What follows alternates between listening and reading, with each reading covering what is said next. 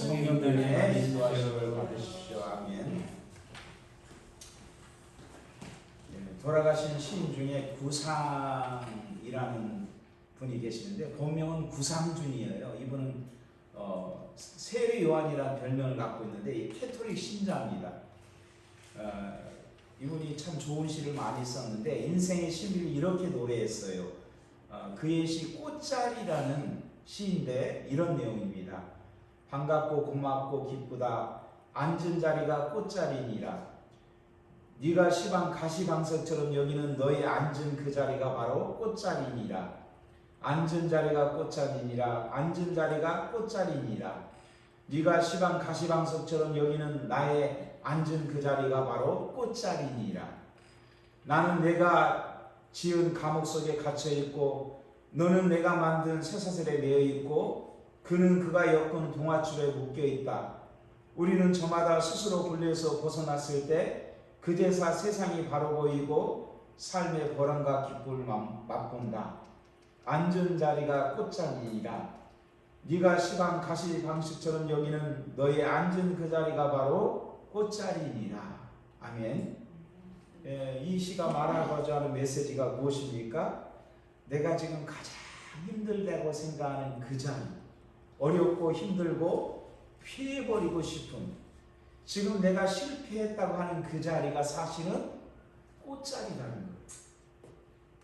다시 말하면 우리를 회복하는 자리라고 말하고 있는 것이죠. 사실 사람들이 실패를 두려워하는 이유가 무엇입니까? 사람이 실패를 두려워하는 이유는 사람이 실패하면 그 마음의 패배와 절망의식이 자리를 잡아요. 그게. 그래서 그것이 아주 오랫동안 그 사람을 괴롭히거든요.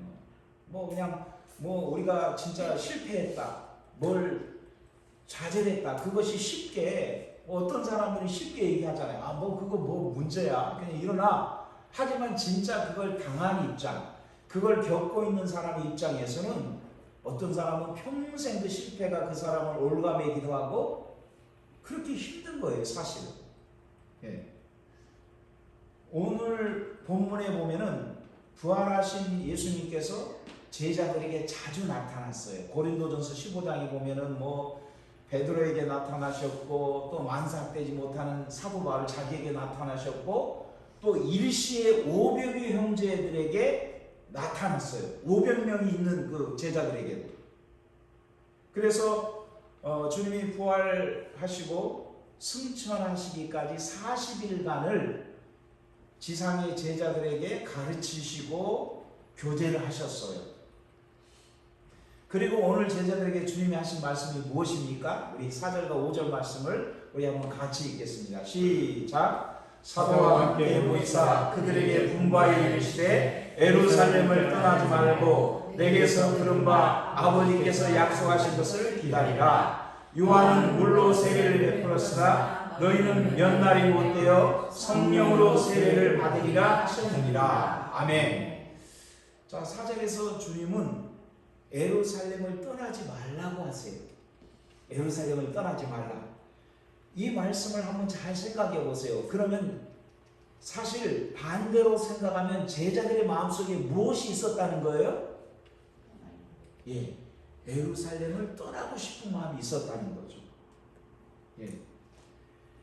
그 마음을 강하게 보여주고 있는 거예요. 그래서 주님이 너희가 예루살렘을 떠나지 말라 이렇게 말하는 거죠.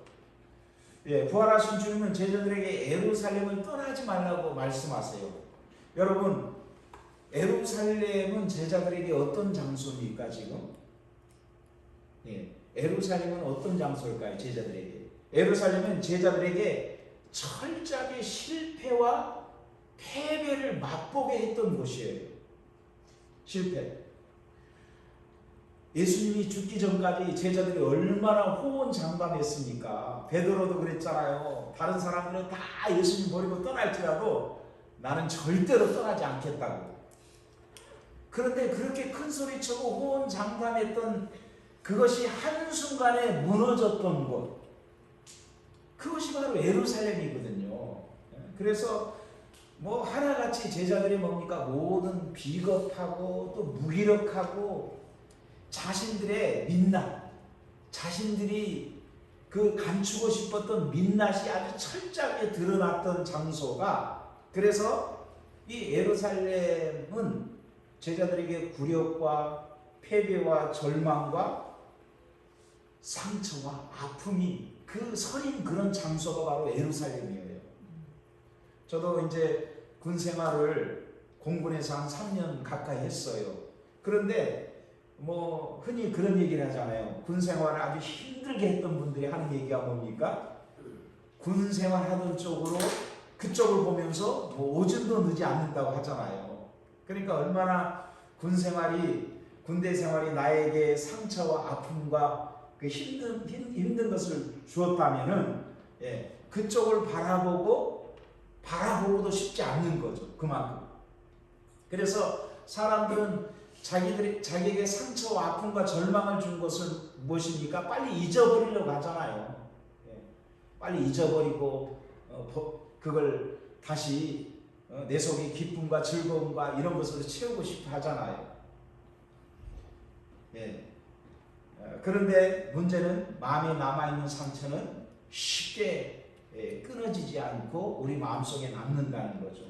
한번 베드로도 생각해 보세요.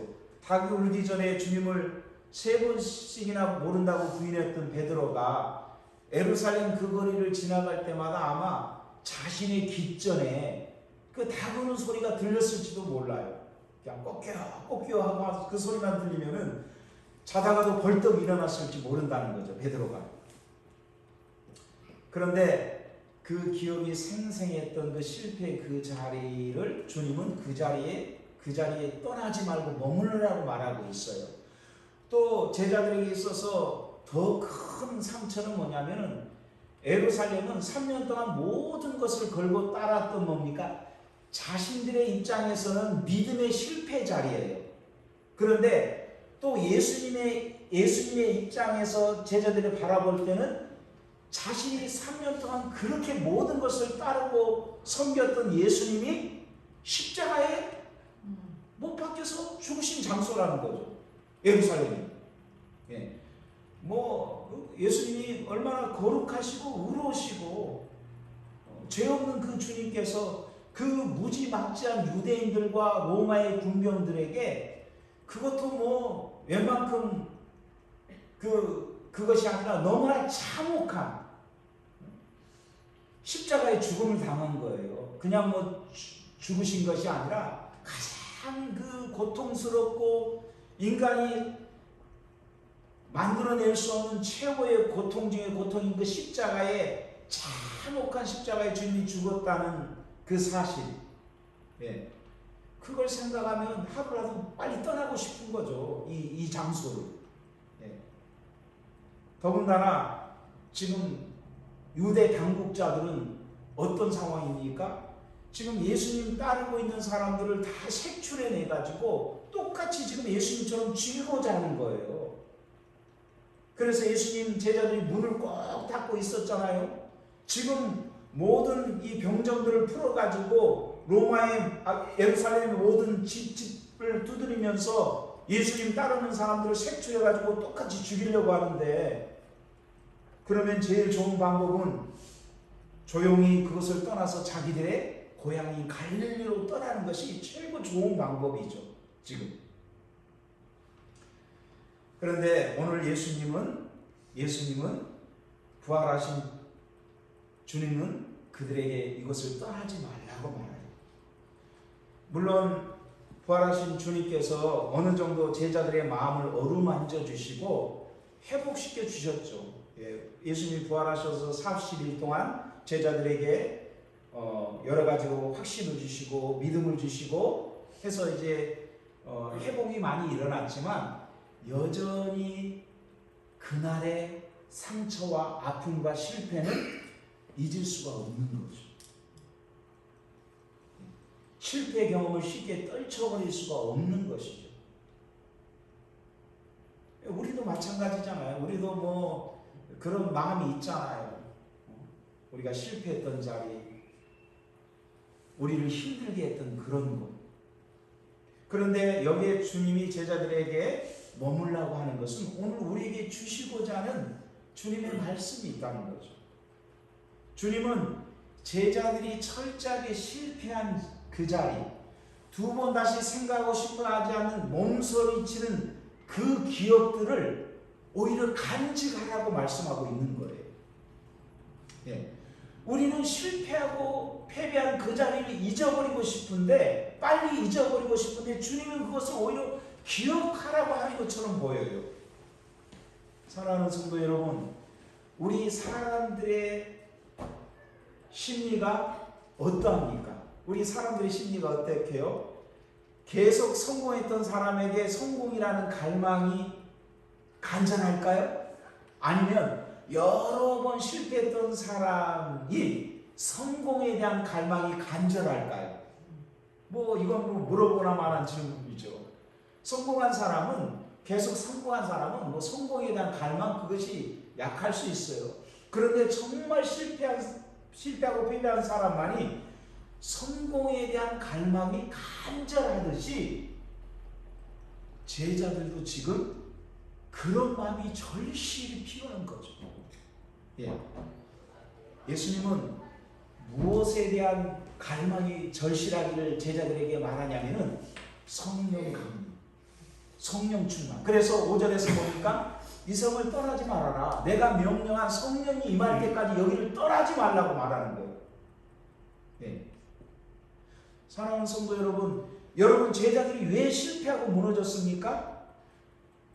우리가 왜 믿음 생활에 실패하고 넘어질까요? 아니, 믿음 생활이 아니라 우리 모든 인생에서 우리를 넘어뜨리고 실패하는 이유가 어디에 있을까요? 그것은 성령님을 의지하지 않고 우리의 생각을 따라 살기 때문에 무너지고 넘어지는 거예요. 우리 인생이 넘어지고 무너지는 것은 우리 인생에서 내가 성공하고 실패, 그게 아니라는 거예요. 사실은 우리는 그 생각을 하잖아요. 우리가 실패하고 넘어지는 것은 내가 성공하지 못한 것에 있어서 내가 실패하고 넘어진다고 생각하는데 그렇지 않다는 거죠. 우리 인생이 넘어지고 서는 것은, 우리의 신앙생활이 무너지고 서는 것은 성령의 인도하심에 따라 살고 살지 않을 때예요. 여러분 우리 인생의 성공이 어디에 있습니까? 우리는 우리 인생의 성공을 내가 많은 것을 얻고 누리고 보란듯이 사는 것으로 생각하지만 그게 사실 하나님을 믿는 사람들의 관점에서는 성공이 아니에요. 진짜 성공하는 사람은 누굽니까? 매 순간 성령의 인도하심을 내가 평생 따라 살았으면 그것이 성공한 인생이라는 거죠. 아멘? 하나님의 영에 민감하게 반응해서 내가 순간순간 그 믿음을 따라 살았다면 이 사람은 정말 멋진 인생을 산 거예요. 그러나 성령의 인도하심을 받지 않고 내가 원하는 내 뜻대로 아무리 세상에서 성공하고 보란듯이 살았을지라도 그 인생은 사실 철저하게 실패한 인생인 거죠. 그런 의미에서 우리에게 주는 교훈이 있어요. 여러분, 제자들은 인간적으로 예수님을 따라갔어요. 인간적으로. 그런데 그런 제자들의 인간적인 생각들이 어디에서 다 끝났어요? 십자가에서 다 무너진 거예요. 십자가에서. 예. 그러니까 주님이 보실 때는 뭡니까? 그런 인간적인 생각들이 다 어떻게 돼야 돼요? 무너져야 된다는 거죠. 무너져야 돼요. 제자들의 모든 인간적인 성공과 모든 야망은 주님의 십자가와 함께 완전히 못 박혀야 된다는 거예요. 그게. 주님이 십자가에 못 박혀 달려 죽으실 때 제자들의 꿈도 완전히 산산조각이 나야 되고, 주님이 십자가에 달려 죽으실 때 그들의 인간적인 믿음이 박살이 나야 된다는 거죠. 예. 주님이 죽으실 때 그들의 소망은 절망이 돼야 된다는 거죠. 오히려 역설적으로. 예. 주, 그래야만 된다는 거예요, 여러분. 예. 그러니까 사람이 뭡니까? 어설프게 바닥이 나면 어떻게 될까요? 다시 내가 살아나는 거예요. 그렇잖아요.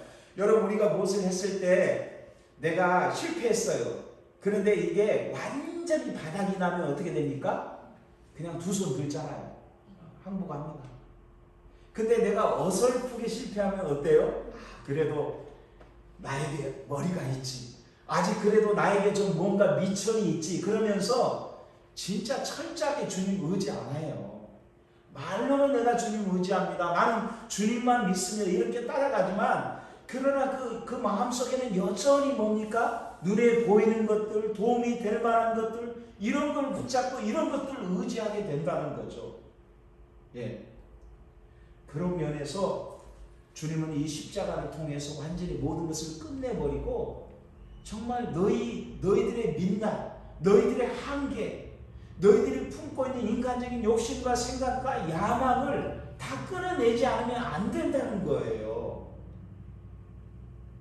그런 가운데 성령을 받을 수 없다는 거예요. 성령의 기름 부음과 성령 강림은 모든 것이 부서지고 깨지고, 하나님 그동안 인간적인 노력으로 따랐잖아요.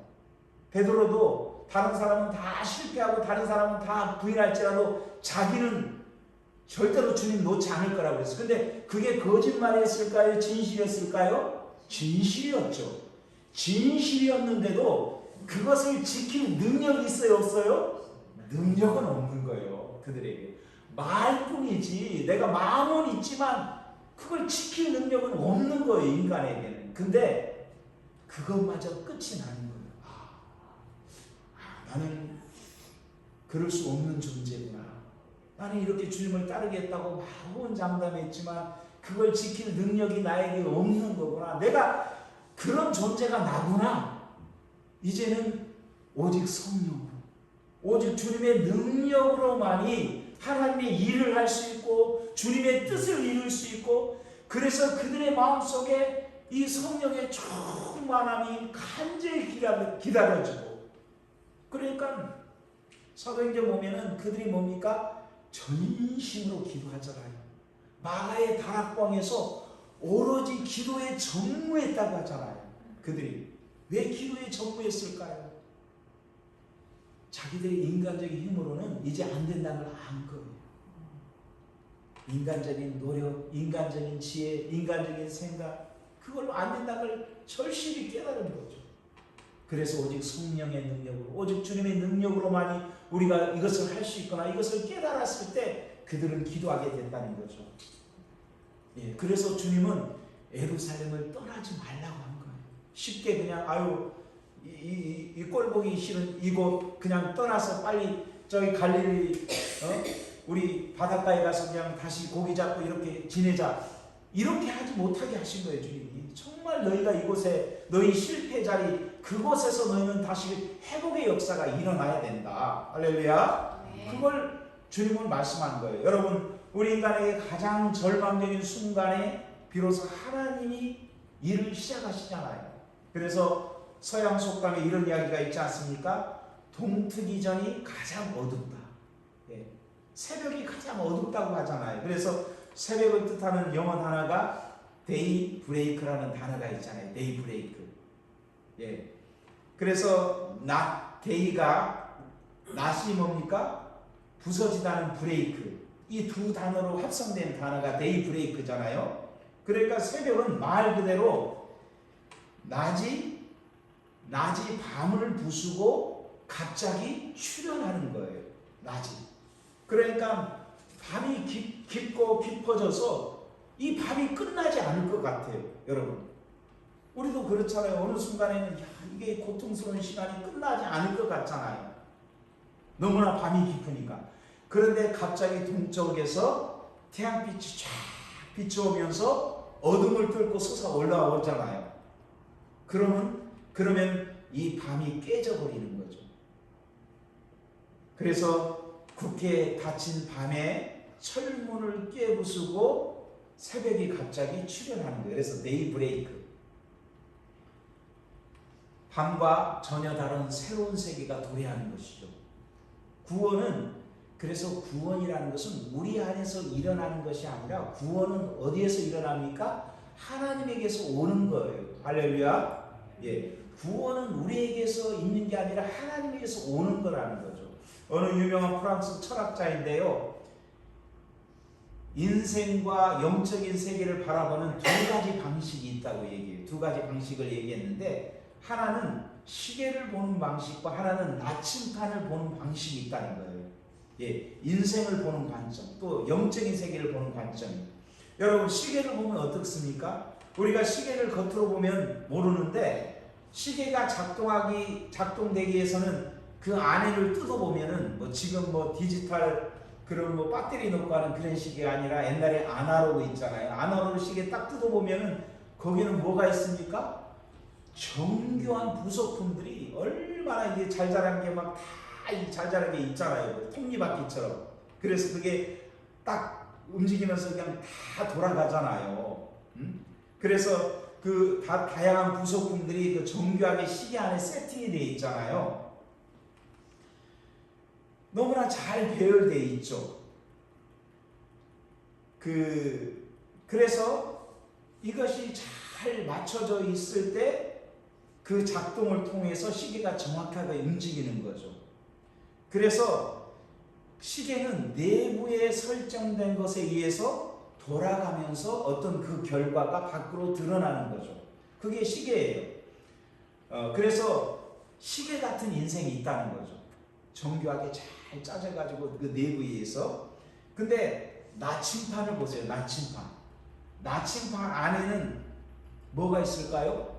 별 세밀한 부품, 어떤 부품이 별로 없어요. 예, 나침판의 내부는 굉장히 심플합니다. 그러니까 나침판을 작동하게 하는 힘은 나침판 내부에 있는 것이 아니라 어디에 있는 거죠? 외부, 바깥에 의해서 결정이 돼요. 나침판은. 시계는 내부에 의해서 결정된다면 나침판은 외부. 그래서 나침판은 항상 외부에 의해서 동서남북 그걸 가리키고 있는 거죠. 지구 전체가 일종의 자석처럼 되어 있어서 항상 나침판은 북쪽을 향하게 이렇게 되어 있다는 거죠. 하늘이. 그러니까 나침판의 구조는 시계에 비해서 매우 간단해요. 심플해요. 중요한 것은 나침판은 내부의 힘에 의해서 돌아가는 것이 아니고 외부의 영향을 받아서 바늘이 양극을 향하게 되어 있다는 것이죠. 여러분, 그런 의미에서 우리 그리스도인들의 삶은 어떤 인생이 되어야 될까요? 시계 같은 인생이 아니라 사실 나침판 같은 인생이 되어야 된다는 걸 얘기하는 거예요.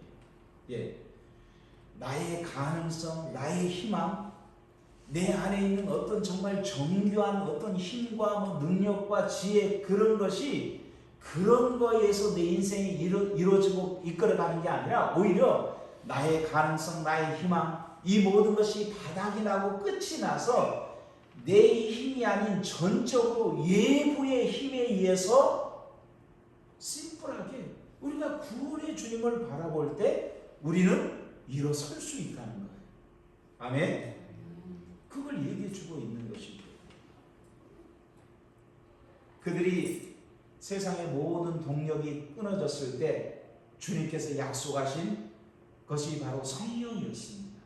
그들 속에 있는 모든 동력과 에너지가 끝이 났을 때, 그래서 사도행전 2장에 보면 성령 강림 사건이 일어나게 되는데, 성령의 오심은 결국 뭐냐면 그들의 영적 죽음 후의 사건이었다는 거죠.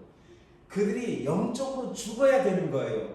누구와 함께요? 그리스도의 십자가와 함께, 내가 그리스도와 함께 십자가 못 박에 죽었나니. 예, 그래서 자기들을 붙잡고 의지하고 힘을 주었던 모든 인간적인 생각들, 의지들, 모든 감정들이 그리스도의 십자가와 함께 죽어야 비로소 뭡니까? 진짜 주님을 바라보게 되고 성령의 힘에 의해서, 성령의 능력에 의해서, 성령 충만에 의해서 살아가게 되게 된다는 것이죠. 자, 그런데 주님이 그런 제자들에게 왜 예루살렘을 떠나지 말라고 하신 이유가 무엇입니까? 우리 5절 말씀을 우리 같이 읽겠습니다. 시작. 너와는 물로 세례를 베풀었으나 너희는 몇 날이 못되어 성령으로 세례를 받으리라 하셨느니라. 아멘. 예, 제자들이 예루살렘을 떠나지 말아야 하는 이유는 주님이 그들에게 성령을 부어주시겠다고 약속하셨기 때문이라는 거죠. 여러분, 물 세례만 받아도 하나님의 은혜인데 하물며 성령의 세례를 받으면 이보다 더 큰 은혜가, 이보다 큰 선물이 어디 있겠습니까? 구약에서는 특별한 사람들에게 특별한 시간에 특별할 때 하나님의 성령이 주어졌는데 신약에서는 무엇입니까? 모든 성도들에게 하나님이 주신 가장 놀라운 선물. 그래서 예수님이 기도를 말씀하실 때 너희 천부 아버지께서 좋은 것으로 성령을 선물로 주시지 않겠느냐 하시잖아요. 여러분, 우리에게 하나님 주신 최고의 선물은 성령을 선물로 주시는 거예요. 성령 충만을 선물로 주시는 것이죠. 그것이 얼마나 놀라운 은혜입니까? 그러니까 이 선물을 받기 위해서는 예루살렘에 그 자기들이 따라오고 싶은 그 자리에 머물러 있어야 된다는 거죠. 여러분, 롯을 보세요. 롯은 영적으로 얼마나 많은 복을 받았습니까? 왜입니까? 롯이 영적으로 은혜를 받는 한 가지는 떠나지 않는 신앙 때문이었어요. 떠나지 않는. 모압의 여인이었던 롯이 남편이 죽고 시어머니를 따라 베델로 오잖아요. 예. 그 첫째 며느리 오르바는 뭡니까? 떠나잖아요. 그냥 자기 모압 가족으로 돌아가지만 이 룻은 시어머니를 따라 가잖아요. 예. 그러면서 시어머니 하나님이 내 하나님이 될 것이라고 고백하면서 자기도 어머니가 죽는 곳에 자기가 죽겠고 어머니가 가는 곳에 자기가 가겠다고 말하잖아요. 그러면서 결국은 그녀의 인생에 놀라운 축복을 받게 되는 거죠. 그 축복이 뭐냐면 떠나지 않는 그 상황 속에서 이루어지는 은혜라는 것이죠. 여러분, 세상에서도 어떤 좋은 것을 하나 얻기 위해서 얼마나 많은 사람들이 인내하고 참습니까? 뭐 한국에서도 보면은 좋은 맛집 가서 그 좋은 음식을 먹기 위해서 뭐 1시간 30분 다 기다린다고 하잖아요. 어떤 맛집 가서 그 한 번 음식을 먹기 위해서 30분이고 1시간이고 기다린다고 하는데, 여러분 정말 주님께서 우리에게 가장 제자들에게 좋은 것을 주시기 위해서, 성령을 주시기 위해서 그 자리를, 예루살렘을 떠나지 말라고 말씀하고 있는 것이죠. 사랑하는 성도 여러분, 예수님께서는 실패감을 안고 살았던 제자들에게 실패했다고 요구했던 그 자리부터 일어서서 하나님 나라를 힘차게 열어가는 제자의 꽃을 피우라고 말씀하고 있는 거예요. 여러분, 꿈을 꾸었던 길에 실패하게 되면 그 길은 우리를 붙들어매는 굴레가 되기 쉽고, 마음을 담아 열심히 쏟았던 일에 성취를 못하면 그 일은 우리의 미래를 올가매는 사슬이 되죠. 그렇죠? 하지만 예수님께서는 제자들로 하여금 오히려 실패했던 그 자리가 하나님의 능력을 받는 자리가 될 것이다. 오히려 그 자리가, 너희가 가시방석처럼 앉았던 그 자리가 꽃자리가 될 것이다. 그렇게 말씀하고 있는 것이죠. 바라기는 저와 여러분들이 우리가 우리 인생을 힘들게 했고 어렵게 했고 정말 고통스럽게 했던 그 자리들이 다시 우리가 성령으로 충만한 능력을 받아서 하나님의 영광을 드러낼 수 있는 그 자리가 될 수 있기를, 성령을 받는 그 자리가 될 수 있기를 주의 이름으로 축복합니다. 우리 같이 기도했으면 좋겠습니다. 우리가 말씀을 생각하면서 여러분